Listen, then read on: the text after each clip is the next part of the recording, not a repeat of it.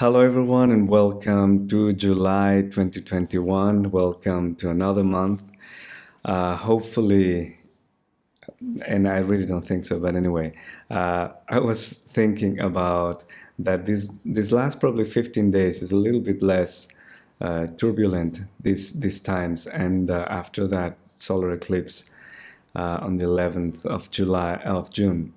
So, but we'll see. I mean, we have as usual four themes for this month, and yeah, let's say there's a mix. It's not everything so dramatic, if you want. But so the first, sorry, the first theme is about consenting, and I'm gonna explain you the meaning of this phrase because in the beginning it's not going to make any sense to you. Consenting together, consenting the problems and finding solutions, and that is actually how this month begins, and how that's the title of the month. And consenting, I'm not well, it of course has its the meaning has its roots in the etymology of the word in Latin. It's a Latin word. It's called consentere, and con means together, something that we do together.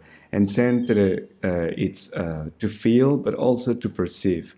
So in this way, we are feeling together. We are really feeling together with another one. We are together feeling the problems. We are perceiving the problems. We are aware of the problems that humanity is going through in this time of great transition, of a great transformation. And so in these themes, of course, we are aware of them, even because we are talking about it in the news, in social media and all that. But it's almost like we are going to be more aware in our personal life and in the collective. So there's like a bigger collective of people that are going to be aware of these problems of social injustice or social justice in general, the earth and the sustainability of the earth, the economy. And I think this is a very key theme, the economy and the value that we as humans give to oneself, to ourselves, and how are we being seen by all these institutions and all the system that is actually in place.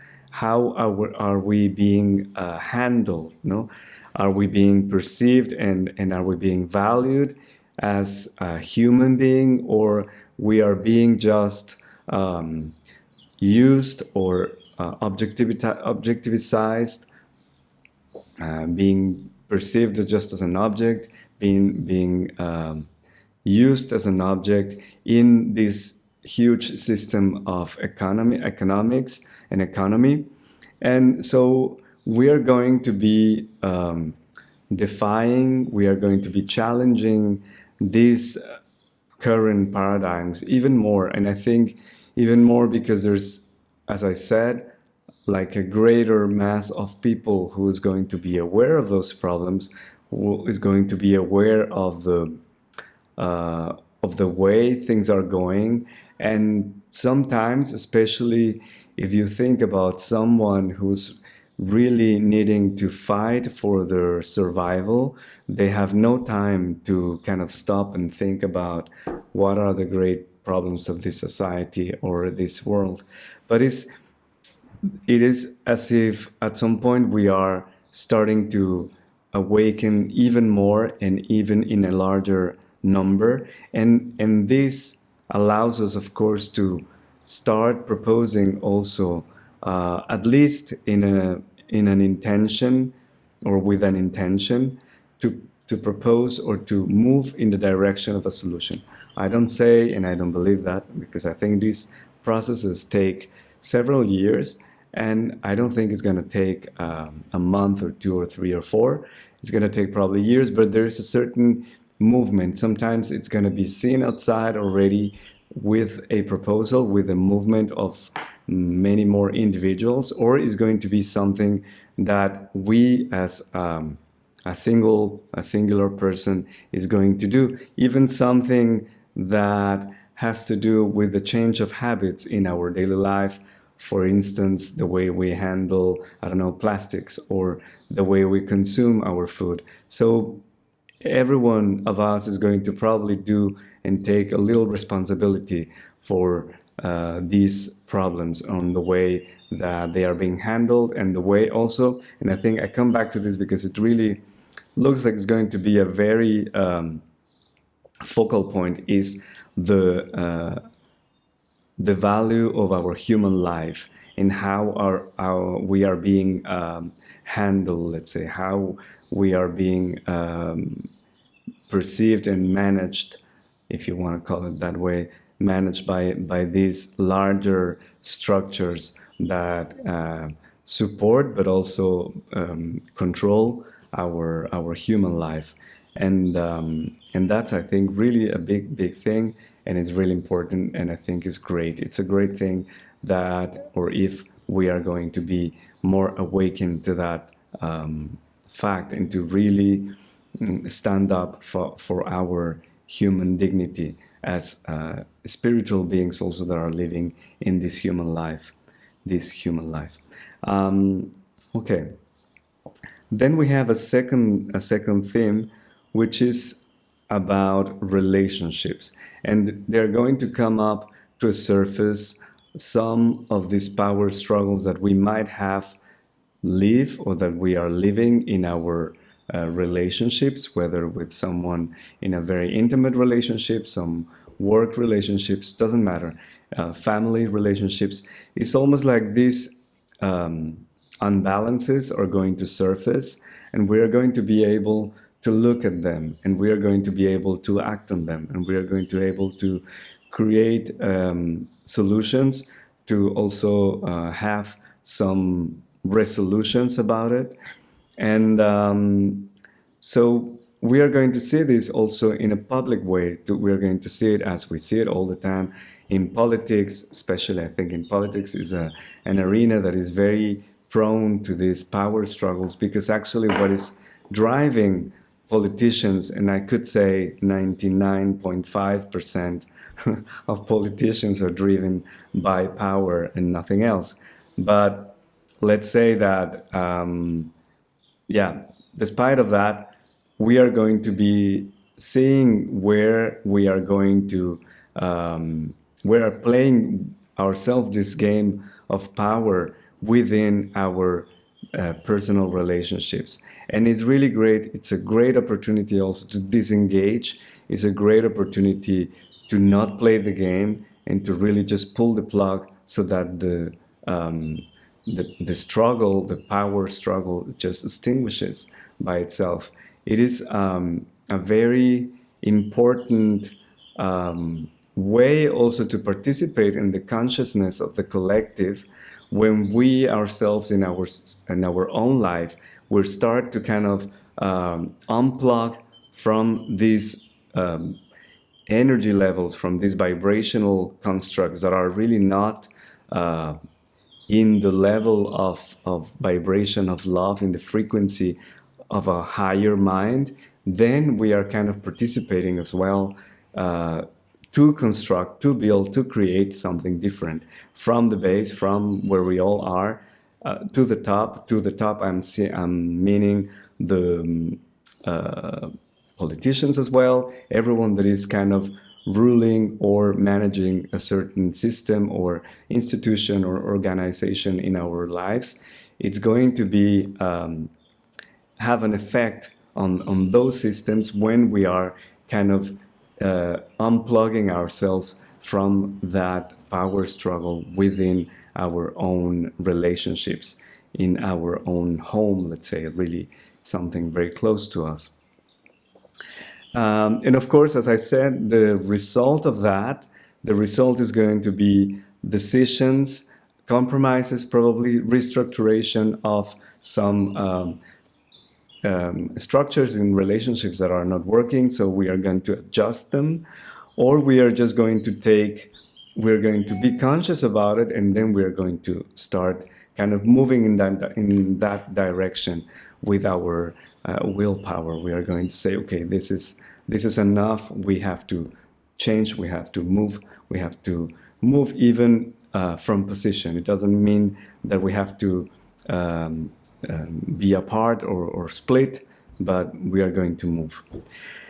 The third theme is quite interesting. I was not seeing that coming at all, and it is about dreams. And I was thinking, is it dreams as, I don't know, my dreams, my hopes and dreams, or is it really like the dreams you dream at night? Well, it's the second.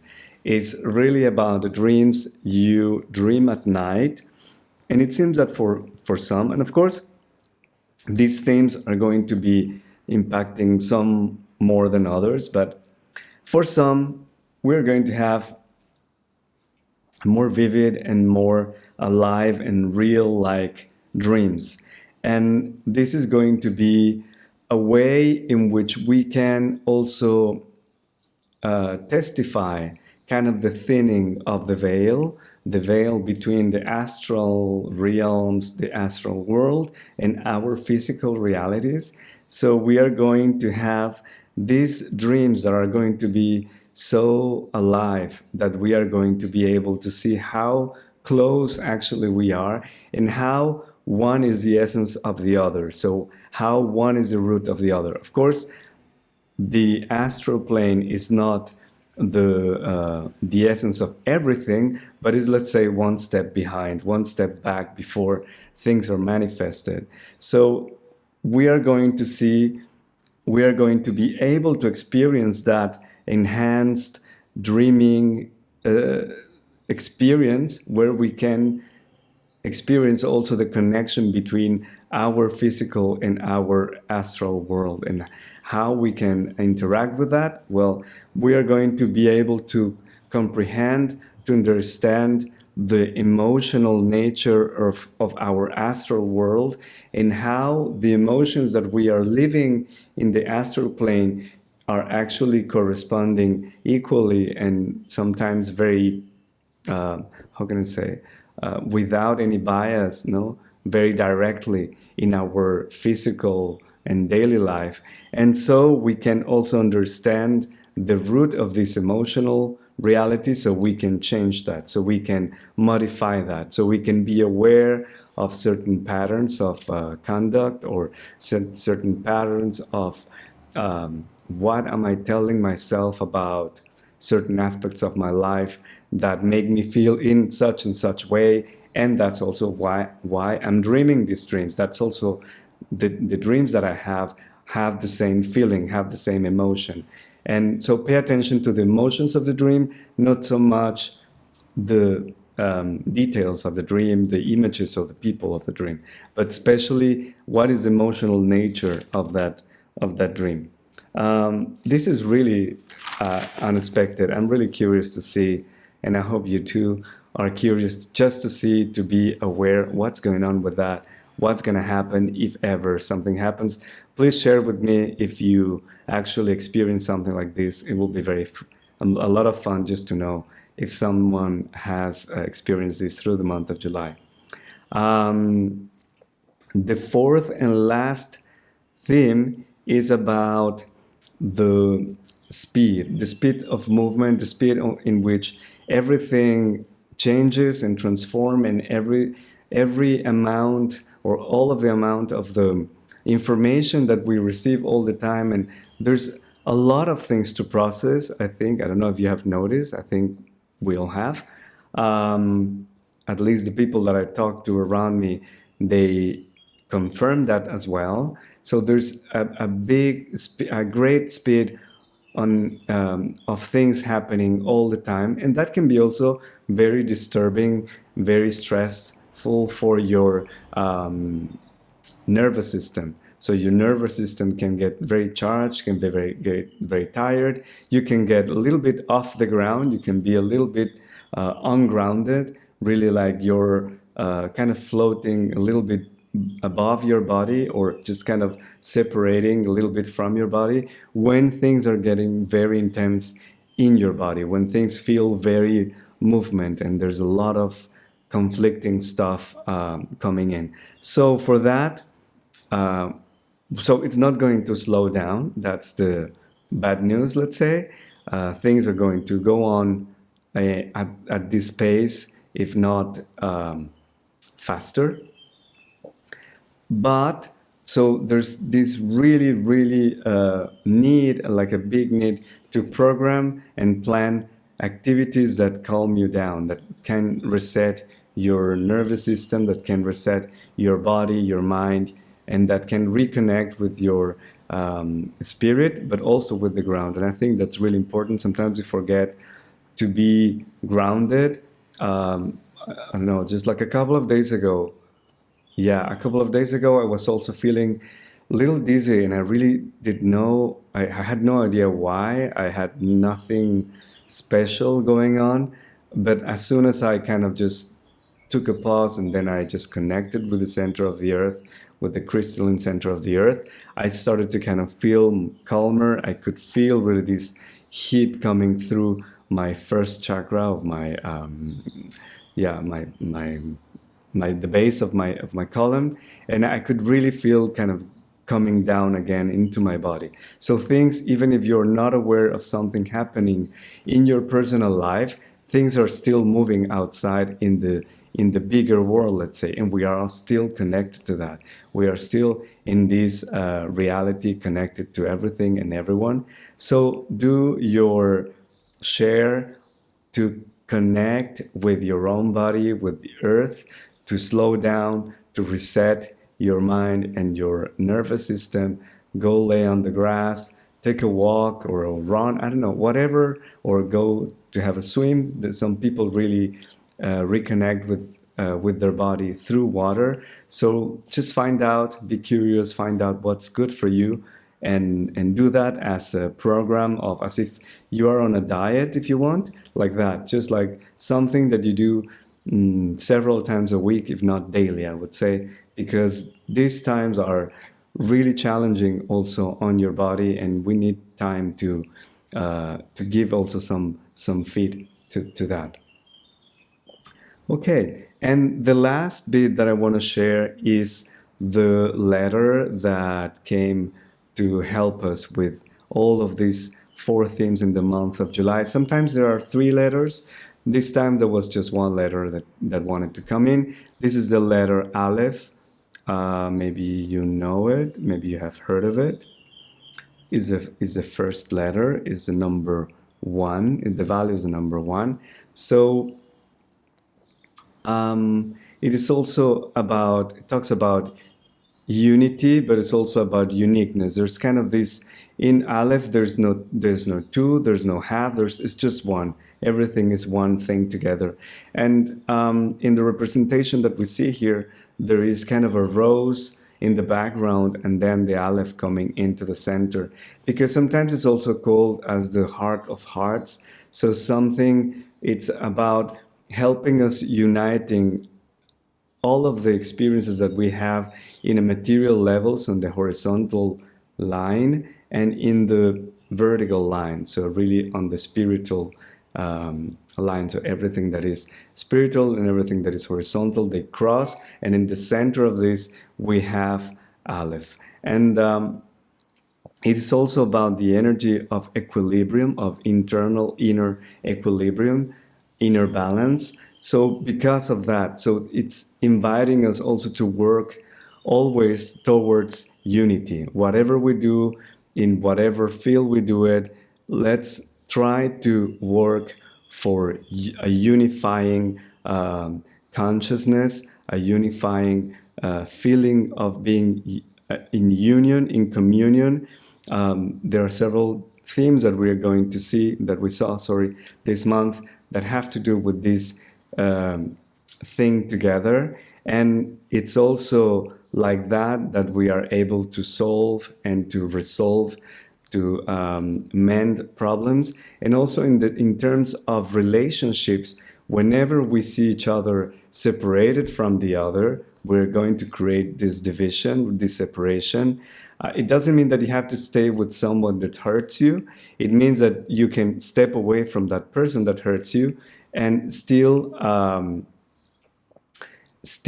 not it's still not damning the other person, still not having this aggressive or negative energy towards the other person. You can just step away and say, I cannot be with you because, I don't know, because we have this power struggle, and because, I don't know, I allow you to manipulate me through a certain emotional blackmail, and you realize of that power struggle, but you step away from that without then creating this negative wave back to that other person. So Aleph is always asking us to work for unity, to work for this consciousness of unity. So yeah, this is the month of July 2021. I hope you're going to be great this month. Thank you again for being here. Thank you for listening to this, either if you're listening via YouTube or in my podcast, The Soul Space. Thank you, and I see you next time. Bye-bye.